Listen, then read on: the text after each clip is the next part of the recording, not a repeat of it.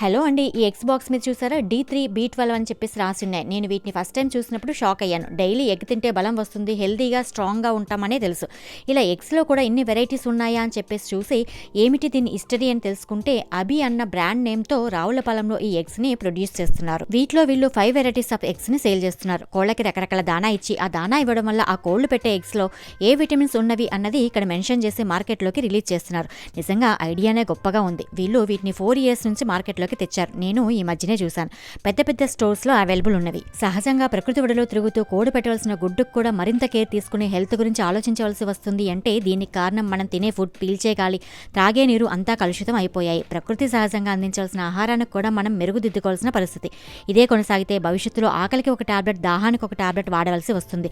ఎందుకంటే భూగర్భ జలాలు ఎండిపోతున్నాయి, నేలతల్లి కలుషితం అయిపోయింది. అందుకే స్వార్థాన్ని వదిలే మన పర్యావరణాన్ని కాపాడదాం, భావితరాలకు భవిష్యత్తును ఇద్దాం.